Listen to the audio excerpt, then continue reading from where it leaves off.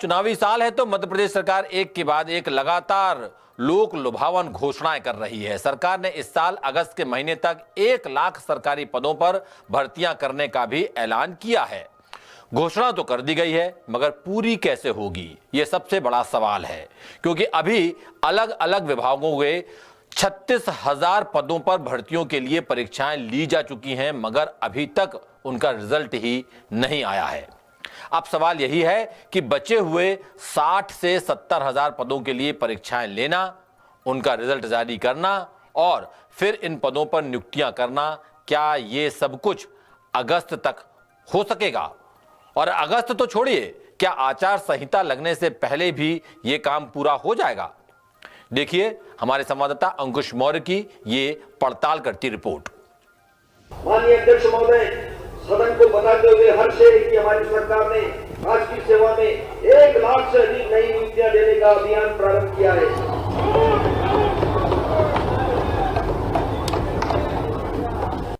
1 मार्च को विधानसभा में पेश हुए बजट भाषण में वित्त मंत्री जगदीश देवड़ा ने कहा था कि उनकी सरकार ने युवाओं को 1 लाख सरकारी नौकरियां देने का काम शुरू कर दिया है।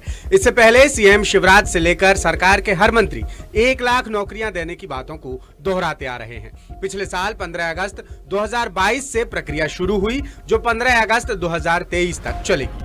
सामान्य प्रशासन विभाग के मुताबिक मध्य प्रदेश में 1,12,724 सरकारी पदों को भरने की प्रक्रिया शुरू की गई है। प्रथम श्रेणी के 1,271 पद, द्वितीय श्रेणी के 20,728 पद, तृतीय श्रेणी के 82,879 और चतुर्थ श्रेणी के 9,091 पद खाली हैं। सामान्य प्रशासन विभाग के मुताबिक 15 अगस्त 2022 से लेकर 31 अक्टूबर तक 36,235 पदों के लिए विज्ञापन जारी किए गए हैं।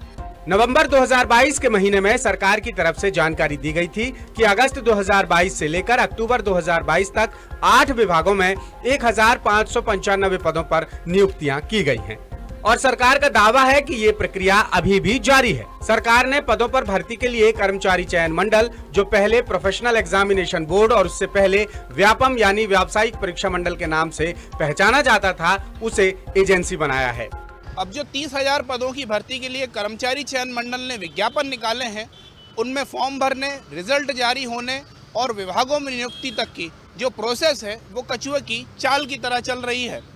अब तक अगस्त 2022 से अब तक यानी 8 महीने में कर्मचारी चयन मंडल ने 12 विज्ञापन जारी किए हैं, लेकिन कोई भी विज्ञापन, कोई भी भर्ती नियुक्ति तक नहीं पहुंच पाई है। द सूत्र ने इन सभी 12 विज्ञापनों की पूरी पड़ताल की। पहले तो आपको चुनिंदा उदाहरण बताते हैं कि विज्ञापन जारी होने के बाद कब परीक्षा हुई और रिजल्ट का क्या हुआ। पोस्ट ITI ट्रेनिंग ऑफिसर, कुल पद 304, कुल आवेदन 1,09,000, फॉर्म भरे गए 1 नवंबर 2022 से। परीक्षा हुई 24 दिसंबर 2022 तक। स्टेटस, रिजल्ट जारी हुआ, नियुक्ति नहीं हुई। पोस्ट पैरामेडिकल और नर्सिंग समूह की भर्ती, कुल पद 1,261, कुल आवेदन 50,497, फॉर्म भरे गए 14 अक्टूबर 2022 से। परीक्षा हुई 1 दिसंबर 2022। स्टेटस, रिजल्ट जारी हुआ पर नियुक्तियां नहीं हुई। पोस्ट आबकारी आरक्षक भर्ती परीक्षा, कुल पद 462, कुल आवेदन 3,50,000, फॉर्म भरे गए दिसंबर 2022 से। परीक्षा हुई फरवरी के आखिर तक। स्टेटस, अभी परीक्षा हुई, रिजल्ट जारी नहीं हुआ। ये तो हमने आपको 3 उदाहरण बताए। कुछ पदों पर एग्जाम हो चुकी हैं, रिजल्ट भी आ गया मगर भर्तियां नहीं हुई। कुछ पदों की अभी एग्जाम हुई है मगर रिजल्ट नहीं आया। कुछ परीक्षाएं ऐसी थीं जो हो चुकी हैं मगर उनका रिजल्ट ही नहीं आया।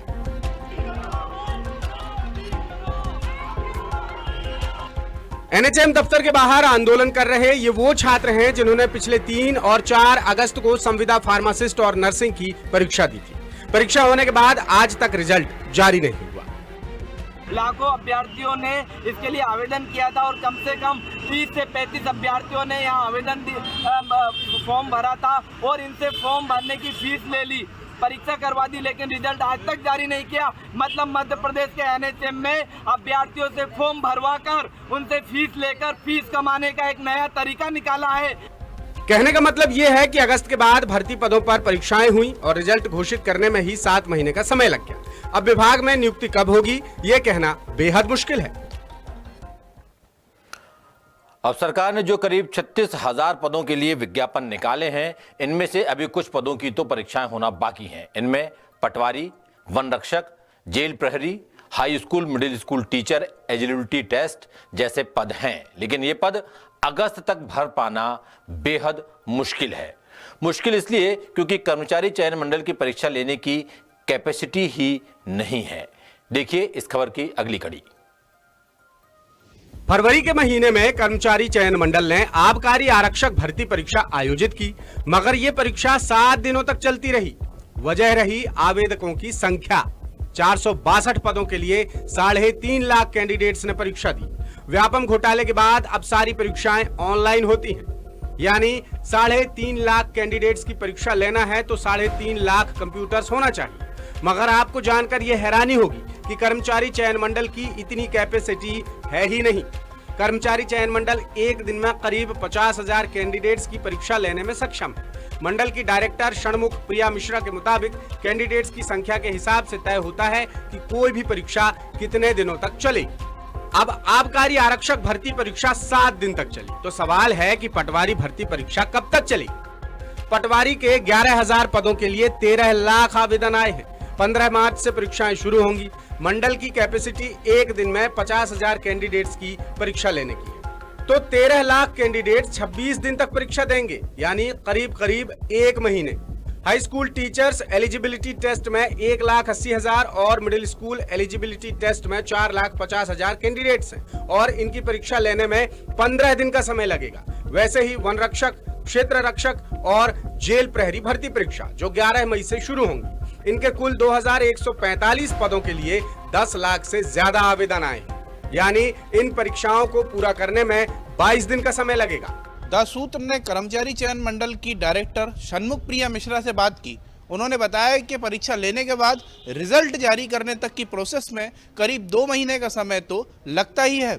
यानी साफ है कि महीनों तक एग्जाम ही होती रहेगी। उसके बाद रिजल्ट तय करने में 2 महीने का समय और लगेगा। यानी जिन 36,000 पदों के लिए पिछले साल से एग्जाम ली गई है, उनकी पूरी कवायद जून जुलाई तक पूरी होगी। अब एक और आंकड़ा बताते हैं कि इन 36,000 पदों के लिए करीब 36,61,000 आवेदन आए हैं और परीक्षा लेने में 7 महीने का समय लग गया। अब मान लीजिए कि बचे हुए 60,000 पदों की भर्ती के लिए करीब 62 लाख आवेदन आते हैं, तो मंडल के संसाधन के हिसाब से एक दिन में 50,000 कैंडिडेट्स की एग्जाम होगी, तो 62 लाख आवेदकों की 124 दिन तक परीक्षा ही होती रहेगी, यानी करीब 4 महीने। अभी बाकी बचे हुए पदों के लिए भी विज्ञापन जारी नहीं हुआ है। ऐसे में भर्तियां कैसे होंगी, ये सवाल जब सामान्य प्रशासन विभाग के राज्य मंत्री इंदर सिंह परमार से पूछा गया, तो सुनिए क्या जवाब मिला।